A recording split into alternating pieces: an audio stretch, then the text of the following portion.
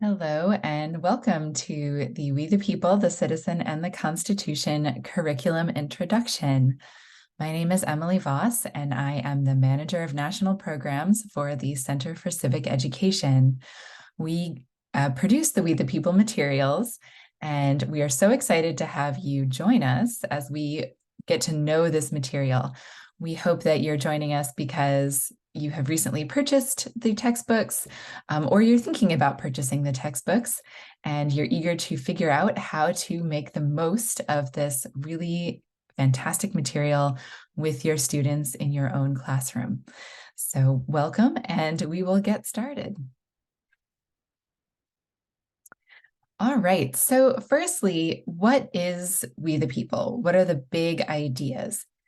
The idea behind We the People is that we are looking to have students have a better understanding of how the Constitution came to be, how our form of constitutional democracy works, and what their roles and responsibilities are as citizens in the 21st century. So we're really looking to have students become informed, educated, effective, responsible participants in our democratic society. The curriculum itself builds a variety of civic knowledge skills and dispositions.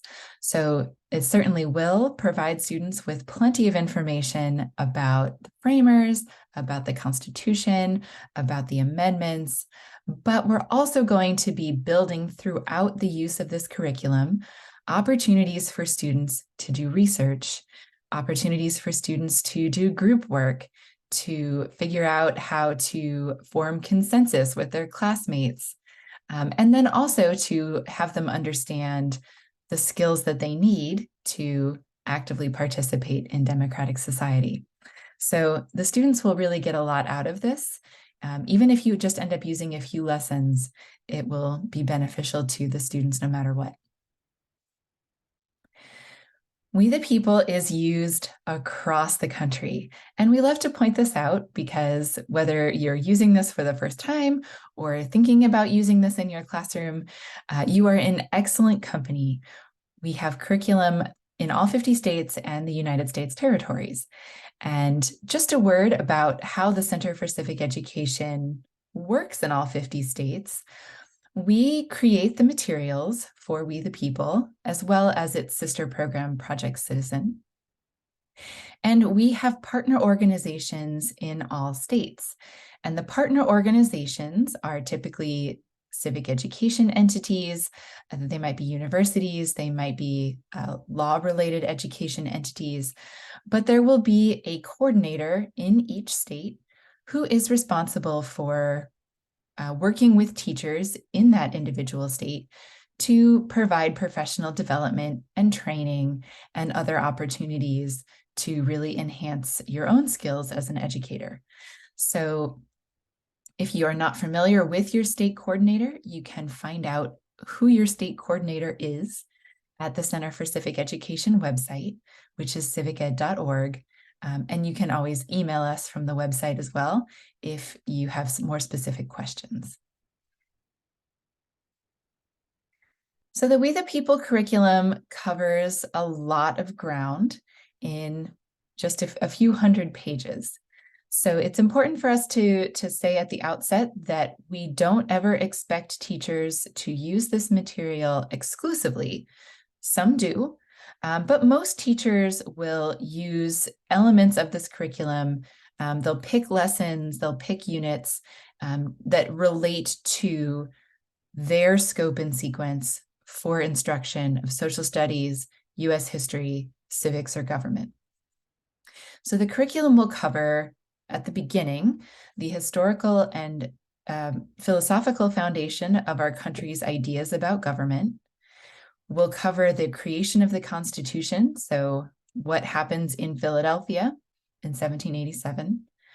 We will talk about the expansion of rights, starting with the Bill of Rights in 1788 and then following on until we have 27 amendments to the Constitution.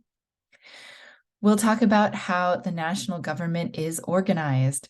The Constitution's 3 articles break down the structure of our three branches of government, but we'll get into some more details about how that works and how the system of federalism works, because of course that's unique to the United States, and how we have different levels of government interacting with each other to provide our constitutional democracy.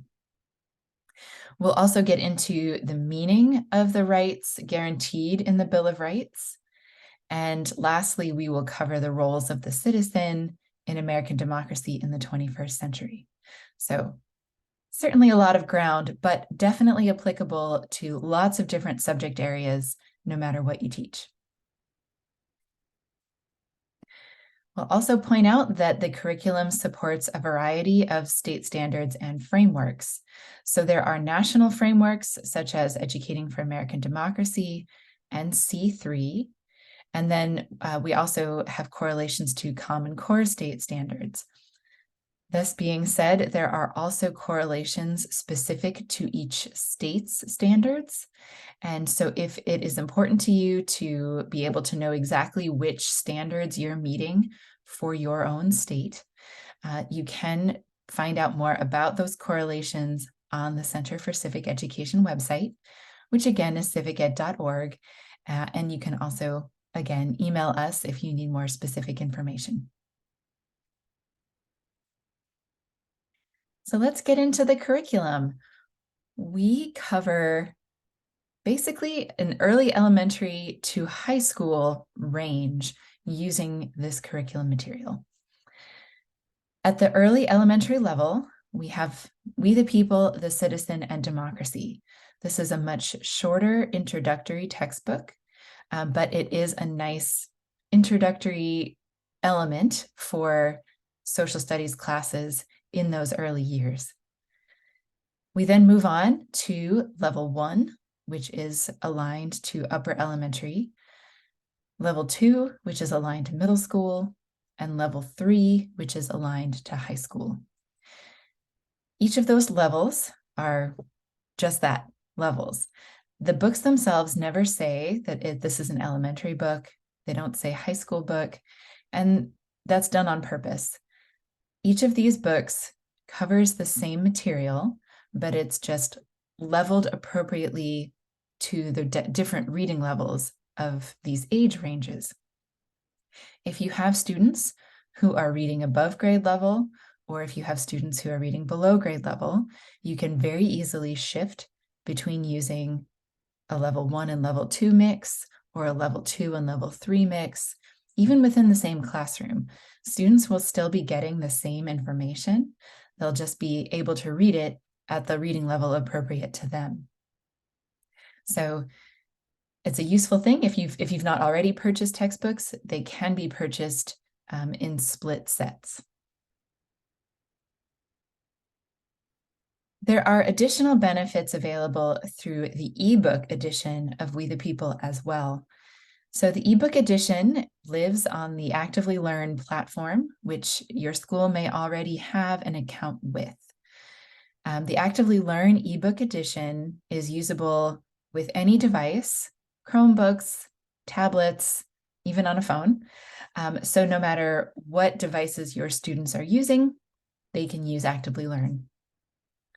The benefits of Actively Learn's edition of We the People, there's quite a few. So students can modify the background of the text. They can highlight words and have the words read aloud to them.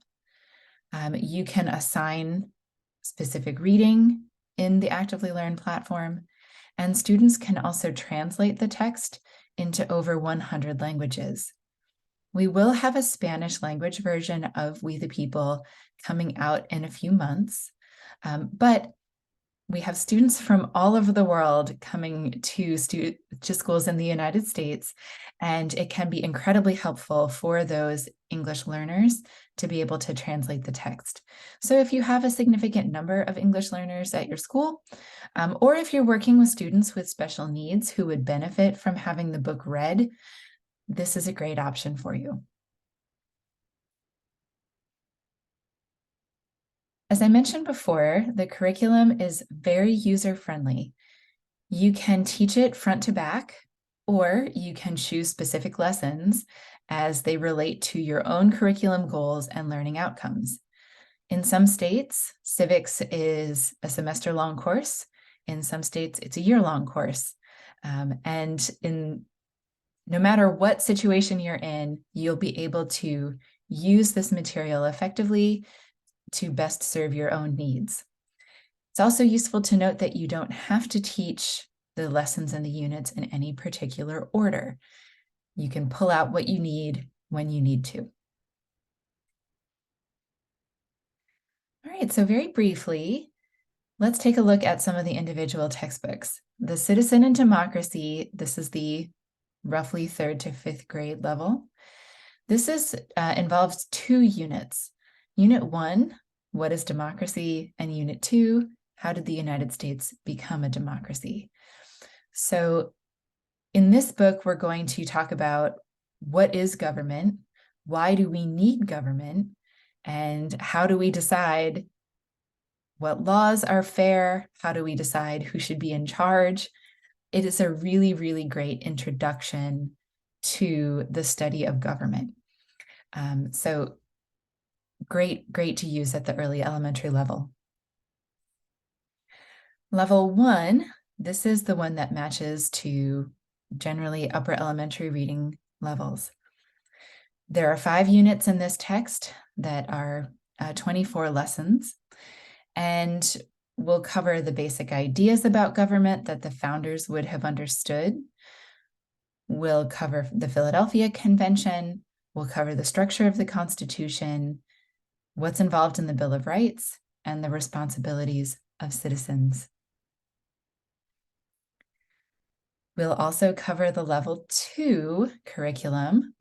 Again, covers very similar material, but you can see how things are becoming a little bit more complex. We now have 6 units and 30 lessons. We'll still cover the founders' basic ideas about government and what the founders understood about the structure of government, and then move on through Philadelphia to the establishment of the Constitution, the nuts and bolts of the Constitution, and the responsibilities of citizens. And in high school, as you see, we are more complex still, but again, the similar material is covered. So we are going to, in high school, get into a little bit more details about the values and principles of the Constitution and how those have shaped American institutions and practices. We'll get into more landmark Supreme Court cases at the high school level, but we are still going to cover the protections of the Bill of Rights and the responsibilities of citizens, in addition to talking about the challenges facing constitutional democracy in the 21st century. So we really do cover a lot of material. And I hope you've noticed as well that the units are all framed as questions. The lessons in the student materials are also framed as questions. And the idea is that this is an inquiry-based curriculum, and students are encouraged throughout their interaction with the text to formulate the responses to these different questions in their own words. So we're encouraging the students to kind of internalize this material, process this material, and then be able to respond using their own voice. The student textbook will include a variety of different pullouts that I'd like to highlight here. Firstly, there's the purpose and objectives, which is at the head of every lesson. And this informs the students what they should be able to do or understand following the completion of the lesson.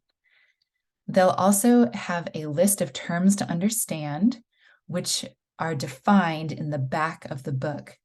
So if these are quiz elements that you choose to use later, you certainly can. In the text itself, the students will find critical thinking exercises and pullouts labeled, "What do you think?" And the critical thinking exercises and "What do you think?" These are really wonderful opportunities for engagement either between the students or between the students and the material directly. So for example, you could assign one of these critical thinking exercises as a homework assignment. You could have it as a small group discussion. You could have it as a whole group discussion. The what do you think pullouts, these can make great bell ringer activities, great ways to start class discussion, or again, things that you could send home with students to craft short responses after you've completed the lesson. So really good opportunities throughout the text for student engagement. The student textbook also includes a reference section at the back, which includes the full text to a variety of frequently referenced materials. So that you'll find here the Declaration of Independence, the Articles of Confederation, the US Constitution plus the amendments, the Universal Declaration of Rights, and the Virginia Declaration of Rights in the high school edition. So it seemed very easy for students then to reference the back of the book whenever they need to. And we'll talk more about additional references in the teacher edition momentarily. But first, let's take a look at what does one of the lessons look like in the student text. So this is a pullout of the Level 3, Unit 1, Lesson 1. What did the founders think about constitutional government? So you'll see here the lesson purpose is front and center. The lesson objectives are listed, as well as the terms to understand. So this structure will be repeated for the rest of the lessons. And so you'll be able to see here, this is about as straightforward as you can possibly get to introduce students to the material. I also like to take a look at a couple different critical thinking exercises and what do you think exercises from the student book. So the critical thinking exercise, you'll see here, this includes the preamble to the Constitution. And in this particular exercise, this is asking students to explain the meaning of different elements of the preamble and the connection between the purposes of government outlined in the Constitution and the purposes of government outlined in the Declaration of Independence. So the students here will need to either draw on previously existing knowledge, or they're going to need to do a little bit of research. In this case, this might be a great way to start your school year and sort of find out how well the students are already acquainted with the Declaration or with the Constitution going into a high school class. Or this might be a great review activity for your middle school students. Once you have completed lessons there where you have covered the Declaration of Independence and the Constitution, this might be a great summation of that material. And with what do you think? So here we'll see a variety of other questions for the students. And I'd like to point out particularly number 2, what might happen in a government in which there were no agreed on or peaceful means for removing officials? Give a recent example to support your answer. So once again, we're encouraging students throughout the course of this curriculum to use their existing knowledge, to do research, to come up with opinions, but research-based opinions. And we're going to, throughout the text, also encourage students to make connections between historic ideas and modern day examples. So it's very easy when we're talking about US history and civics and government to have the students get stuck on the idea of, well, these are individuals in the 18th century. How could they possibly understand what issues we're facing today in the 21st century? So it's really important for us as educators to be able to help students make those connections, that the founders may have had a certain understanding of what the common good is or what individual liberties were. And we can certainly point to examples today of how we understand what is the common good and how we understand the idea of individual liberties. So we're going to have students making those connections throughout the text. All right, so what's in the teacher edition? We've had a chance to look at the student edition, but what other benefits do you have as the educator? If you already have a classroom set of books, you'll have already realized you have 30 student texts and a teacher edition. If you happen to have a split set of books, so level 2, level 3, or level 1 and level 2, it may be beneficial for you to have a teacher edition at both levels, just because the teacher edition does make specific references to the page numbers in the student books. So just a word on that. But the teacher edition is incredibly user-friendly. This should be usable to you right out of the box. And it is also going to be very user-friendly if you ever find the need to have a substitute or have someone, step in and have to take over a lesson for you. Each lesson in the teacher edition starts out with preparation and materials. So this is where you'll have the specific correlation to the student textbook numbers, the page numbers. And it will also have links to additional resources that you may find helpful, such as biographies of specific individuals, audio files, or links to information on specific Supreme Court cases. Your edition of the lesson will also include the teaching procedure. So this is everything from how to introduce the lesson to additional back information for you. And it also includes then key points and ideas that you will want students to be able to reflect at the end of the lesson. You also have more optional activities.